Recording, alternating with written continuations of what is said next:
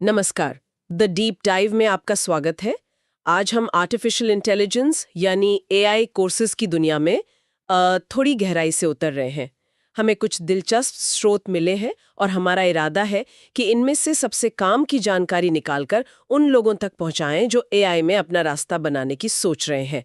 ये वाकई एक तेजी से बदलता हुआ क्षेत्र है ना? बिल्कुल, बहुत तेजी से। तो चलिए देखते हैं कि इस जानकारी के पिटारे में क्या है और एआई सीखने के लिए क्या जानना जरूरी है। सबसे बुनियादी सवाल से शुरू करते हैं, ये एआई आखिर है क्या भला? कई बार ये शब्द सुनने में आता है, पर इसका मतलब क्या है? हाँ, सही सवाल है। आर्टिफिशियल इंटेलिजेंस या कृत्रिम बुद्धिमत्ता सुनने में शायद थोड़ा भारी लगे, पर इसका सार सरल है। ये कंप्यूटर विज्ञान की ही एक शाखा है। मतलब इसका जोर ऐसी मशीनें बनाने पर है जो इंसानों की तरह सोच सकें, सीख सकें, समस्याओं को सुलझा सकें और हाँ, फैसले भी ले सकें। ये अब सर साइंस फिक्शन नहीं है, ये हमारी रोजमर्रा की तकनीक का हिस्सा बन चुका है। हाँ, और जैसे ही आप ये कहते हैं, मुझे वो उदाहरण याद आ जाते हैं जो हमारे आसपास बिखरे पड़े हैं, जैसे कि चैट जीपीटी। हाँ, बिल्कुल। बहुत से लोग आजकल इस्तेमाल कर रहे हैं, या फिर हमारे फोन में सिरी, एलेक्सा, गूगल असिस्टेंट, ये सब एआई तो है। सही। सेल्फ ड्राइविंग कारों की भी बात हो रही है, और यहाँ तक कि नेटफ्लिक्स या यूट्यूब हमें जो दिखाता है ना कि अगला क्या देखें, वो रिकमेंडेशंस पर रिकमेंडेशंस वो भी एआई की ही देन है। ये तो वाकई हमारी जिंदगी में मतलब काफी घुस चुका है। एकदम सही कहा आपने। ये अदृश्य रूप से हमारी मदद कर रहा है, हमें बेहतर अनुभव दे रहा है और कई कामों को आसान बना रहा है। और इसी वजह से इसमें करियर बनाने की दिलचस्पी भी काफी बढ़ रही है लोगों में। तो मान लीजिए कोई छात्र है या कोई प्रोफेशनल है जो इन संभावनाओं को देख रहा है और सोच रहा है, भाई मुझे भी इस फील्ड में आना है, तो पहला कदम क्या होगा?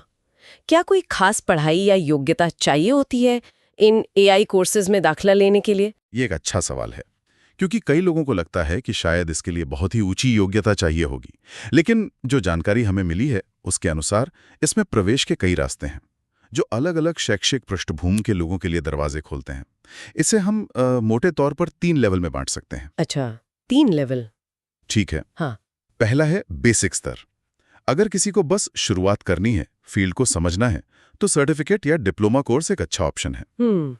ये आमतौर पर 6 महीने से 1 साल के होते हैं। और सबसे अच्छी बात, इनके लिए ज्यादातर 10वीं या 12वीं पास होना ही काफी होता है। अरे वाह, मतलब 10वीं पास भी कर सकते हैं? हाँ, कुछ बेसिक कोर्सेज के लिए ये एक तरह से एआई की दुनिया में पहला कदम रखने जैसा है। फिर दूसरा है ग्रेजुएशन स्तर। अगर कोई स्कूल के बाद सीधे इसी फील्ड में डिग्री लेना चाहता है तो बीटेक यानी बैचलर ऑफ टेक्नोलॉजी या बीएससी बैचलर ऑफ साइंस की डिग्री, खासकर एआई या कंप्यूटर साइंस में स्पेशलाइजेशन के साथ एक बढ़िया रास्ता है। ये 3 से 4 साल के फुल टाइम कोर्स होते हैं। हाँ, इसके लिए योग्यता थोड़ी ज्यादा है। क्या चाहिए होता है इसके लिए? इसके लिए 12वीं कक्षा फिजिक्स, केमिस्ट्री और मैथ्स यानी पीसीएम स्ट्रीम से पास होना जरूरी है। अच्छा, पीसीएम। ठीक है। ठीक है। हाँ। ये आपको विषय की मतलब काफी गहरी समझ देता है। और तीसरा है एडवांस स्तर। मान लीजिए किसी ने ग्रेजुएशन कर लिया है, जैसे बीटेक या बीएससी कंप्यूटर साइंस में, और अब वो एआई में और गहरी विशेषज्ञता चाहता है, तो उनके लिए एमटेक मास्टर ऑफ टेक्नोलॉजी या MSc master of science, post graduate diploma या फिर ऑनलाइन स्पेशलाइजेशन कोर्स भी उपलब्ध है। ये 1 से 2 साल के होते हैं और आपको किसी खास एआई डोमेन में एक्सपर्ट बनाते हैं। अच्छा, तो इसका मतलब ये हुआ कि रास्ते वाकई कई हैं, ये नहीं कि सिर्फ एक ही तरीका है। बिल्कुल। कोई 12वीं के बाद सीधे डिग्री कर सकता है, कोई ग्रेजुएशन के बाद स्पेशलाइजेशन कर सकता है, और अगर कोई जल्दी से फील्ड में उतरना चाहता है या शायद करियर बदलना चाहता है तो वो डिप्लोमा या सर्टिफिकेट से भी शुरुआत कर सकता है। हाँ, बिल्कुल। ये लचीलापन तो काफी लोगों को आकर्षित करेगा मेरे ख्याल से। यकीनन। ठीक है, तो हमें पता चल गया कि कौन एआई सीख सकता है, पर अब आते हैं उस बात पर कि इस जादू के पिटारे में आखिर है क्या। जब कोई ये कोर्स करता है, चाहे वो डिप्लोमा हो या डिग्री, तो उन्हें असल में क्या हुनर सिखाए जाते हैं?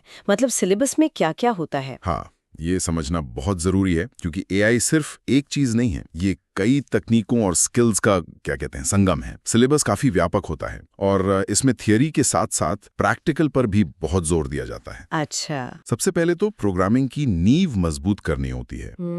भाषाएं जैसे कि पाइथन, आर और जावा, ये एआई और डेटा साइंस में बहुत ज्यादा इस्तेमाल होती है। पाइथन का नाम तो बहुत सुना है। हाँ, पाइथन तो एआई कम्युनिटी की पसंदीदा भाषा मानी जाती है। इसका कारण है कि इसमें बहुत सारी बनी बनाई लाइब्रेरीज मौजूद हैं जो काम को काफी आसान कर देती हैं। फिर आते हैं एआई के दो सबसे महत्वपूर्ण स्तंभ, मशीन लर्निंग और deep learning. Machine learning, deep learning. हाँ, मशीन लर्निंग कंप्यूटर को अनुभव से सीखने में मदद करती है। जैसे हम गलतियां करके सीखते हैं ना, हाँ। वैसे ही कंप्यूटर डेटा में पैटर्न ढूंढकर खुद को बेहतर बनाते हैं, बिना हर बार स्पष्ट रूप से प्रोग्राम किए। और डीप लर्निंग इसी का एक और शक्तिशाली रूप है। ये हमारे दिमाग के न्यूरॉन्स के नेटवर्क से प्रेरित है, जिसे न्यूरल नेटवर्क कहते हैं। और ये इमेज पहचानने, आवाज समझने जैसे बहुत जटिल पैटर्न समझने में माहिर है। यानी मशीनें खुद सीख रही हैं डेटा से। ये सुनने में ही कितना क्रांतिकारी लगता है। बिल्कुल। और सीखने के लिए उन्हें चाहिए बहुत सारा डेटा। अच्छा। यहीं पर डेटा एनालिसिस और डेटा साइंस का रोल आता है। एआई मॉडल बनाने और उन्हें ट्रेन करने के लिए भारी मात्रा में सही डेटा की जरूरत होती है। तो सिलेबस में सिखाया जाता है कि डेटा कैसे इकट्ठा करें, उसे कैसे साफ करें, क्योंकि असली दुनिया का डेटा अक्सर अधूरा या गलतियों से भरा होता है। उसका विश्लेषण कैसे करें और उससे उपयोगी जानकारी कैसे निकालें। डेटा क्लीनिंग भी एक बड़ा काम होगा। बहुत बड़ा।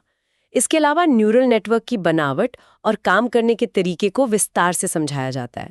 और नेचुरल लैंग्वेज प्रोसेसिंग यानी एनएलपी भी एक अहम हिस्सा है। एनएलपी? हाँ, यही एनएलपी तकनीक है जो सिरी या गूगल असिस्टेंट को हमारी बातें समझने देती है, या गूगल ट्रांसलेट को एक भाषा से दूसरी में अनुवाद करने में मदद करती है।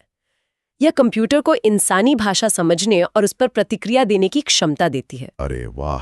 कोर्सेज में रोबोटिक्स का भी समावेश होता है, जहां एआई का इस्तेमाल करके ऐसे रोबोट बनाए जाते हैं जो अपने आसपास के माहौल को समझ सकें और उसके अनुसार काम कर सकें। और एक पहलू जिस पर अब बहुत ध्यान दिया जा रहा है वो है एआई एथिक्स और ऑटोमेशंस। एथिक्स? हाँ, ये जरूरी है।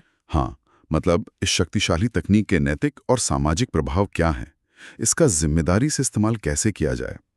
नौकरियों पर ऑटोमेशन